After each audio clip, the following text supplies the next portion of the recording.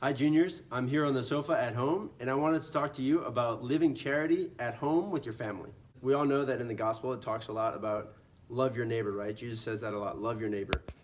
And someone asked him, but who is your neighbor? So I want to say that your neighbor is the person next to you. And right now, the only person next to you is your family.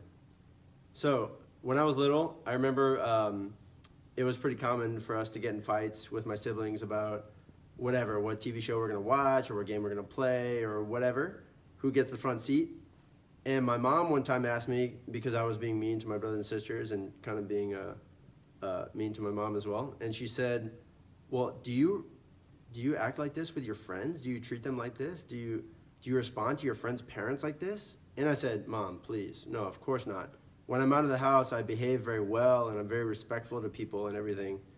And she said, well, why do you act like this at home? You should be more respectful and more loving towards your family. And I thought that was very true. So right now, you've been 2 weeks at your house with only your family around you. So this is actually a great training ground to live charity with your family. So imagine you see your friends, whatever, only in the afternoons, or you see your teacher, just sometimes during the day. But right now, you're with your family 24/7. So it's probably harder to live charity sometimes because, each person has their own tics, their own habits, that the way they say things, the way they do things, that might get on your nerves. So right now, it's a perfect opportunity to live Christian charity, loving your neighbor, and your neighbor is the person sitting on the sofa with you, which is your family.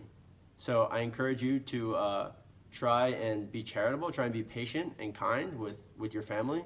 Try and find some constructive things to do with everyone. Well, if you want to play this and your sister wants to play that, well, let's try and find something that we can play together, or make a compromise with who's going to watch what TV show at what time or something like that.